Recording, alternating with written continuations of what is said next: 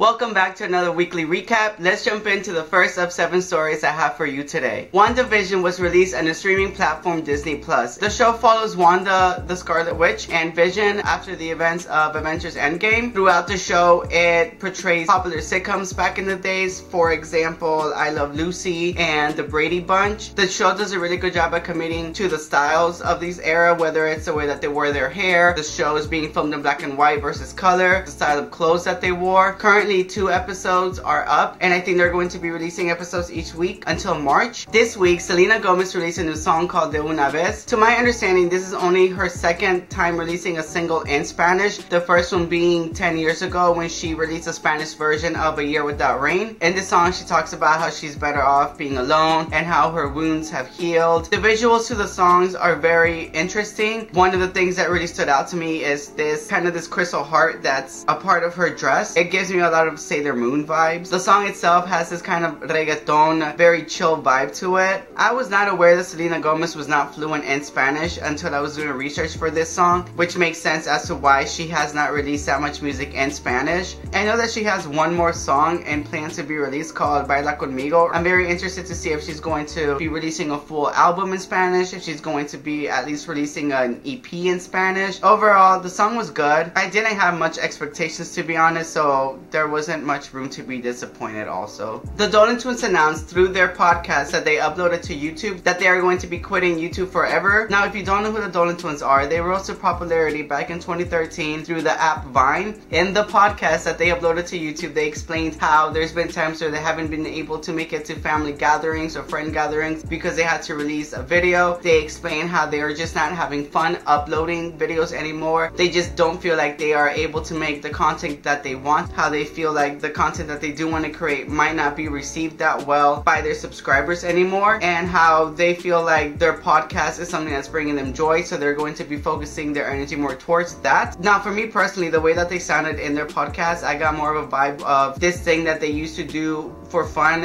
is starting to feel too much like a job now, which it is their job. I don't know, to me, I'm just very confused because it's not like they create these videos by themselves. They have a whole production behind them. They have people that can pitch them ideas. They have people that edit the videos for them. They have like a team. I would understand if this was coming more from a person, you know, like one creator who has to do all of this editing, all of this brainstorming, more like hands-on. I guess what I'm trying to say is that I don't think they realize how privileged they are at the fact that they can say, I'm no longer having fun with this job, so I'm going to peace out because I'm doing another job that I enjoy more, and I know for sure it's going to be making me money regardless. It was just an excuse. They've been wanting to quit. They have a project that's going to hold them steady, and so now they're going to quit. I'm going to give a trigger warning for this next subject because I'm going to talk about something that might be graphic for some of you. The subject might be a little bit too dark. I'll put a timestamp so you can jump to the next story and skip this one if you don't feel comfortable with it. This week, a bunch of screenshots, voice recordings, alleged screenshots and voice recordings, I have to say, of actor Armie Hammer were released to the public. If you don't know who he is, then you are not the only person, because I did not know who he was, to be honest. He is an actor. He was the older dude in Call Me By Your Name, if you've ever seen that movie. And he's done other movies too, which you can find for yourself if you Google them. He was actually supposed to be in an upcoming movie with Jennifer Lopez, but the reason that he made headlines this week was not because of his movie with Jennifer Lopez. This week, alleged screenshots were leaked about Armie Hammer saying very graphic things about things that he wants to do to his partners. And I'm not talking just like BDSM, I'm talking like cannibalism. In these screenshots, you can see him detail how he wants to eat his partner's heart, but then he doesn't want to because he would be without her afterwards. And I have to say allegedly because these screenshots have not been confirmed. We live in a time where people are very smart with using technology. Screenshots can be created that never actually happened. I think the thing that's working against him right now too is that there are videos of him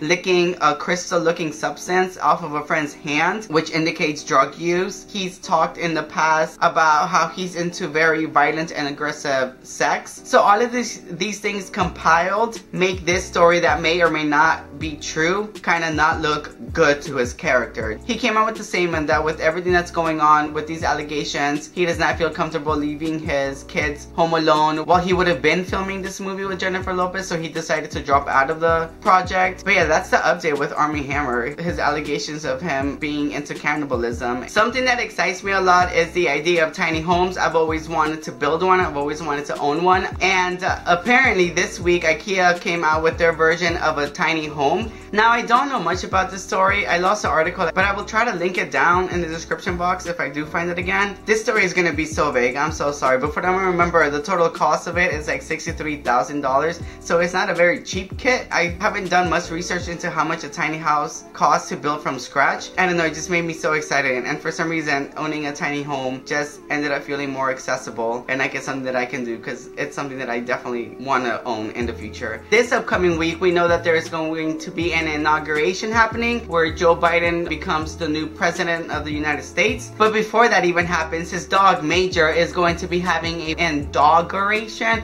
which I think is so cute. His dog Major was adopted back in 2018 from a shelter, so he is going to be the first shelter dog to ever live at the White House. And in honor of that, the shelter where he was adopted from had this virtual inauguration to raise money. And the way that they did that is that you would pay a minimum of $10 donations to view the virtual event, and all of that money is going to go back to shelters. Between the pun play of words of calling the inauguration the inauguration and just the story of Major, this dog from a shelter about to live in the White House, it just makes me so happy. The last story on this video is something I wanted to cover earlier this week, but I couldn't, and I'll talk about that reason at the end in case you don't care to hear about my personal life. But yeah, it's going to be about Olivia Rodrigo and her song Driver's License. Before I get into the story, let me give you some backstory really quick. If you are not aware, on Disney Plus there is a show called High School Musical, the series. In that show you have two characters that are kind of like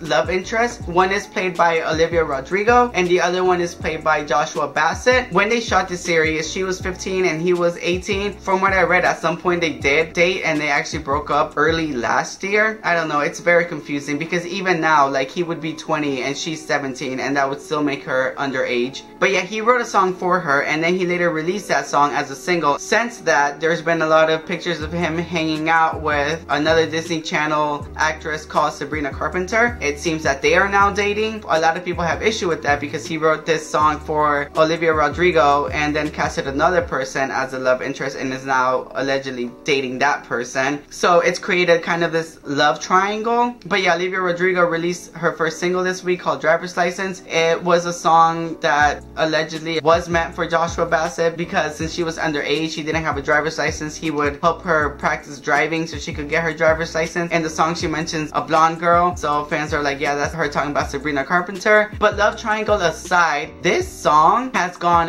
viral. At the time of this recording, the music video for Driver's License currently has 37 million views. The song itself is really good. It has a breakdown towards the end that I really enjoyed. She has a very good voice. I knew that from the show itself. She's going to have a really good music career. The only thing that I feel kind of bad about this is that I feel like this song, a lot of the hype that it's gotten is from this messy love triangle situation that's going. So I don't know how that's going to affect her career in the future. I wonder if it's going to affect it negatively or if it's just something that happened and it just catapulted her career so quickly, or if it's going to kind of like overshadow her success when she releases different singles that have nothing to do with this messy love triangle that's currently happening. Well, there you have it. That's 7 stories for this week. Like I said earlier, some of these stories I meant to put out earlier in the week, but I couldn't because I was sick with this word that I can't say because YouTube does not like it. I was very lucky that I didn't experience too many severe symptoms. The only one that's really lingering right now is a sore throat, and that's thankfully going away slowly but surely. Please wear your mask, please stay safe. But yeah, that's all I have for you this week. Thanks for watching. I hope you enjoy these stories and take care.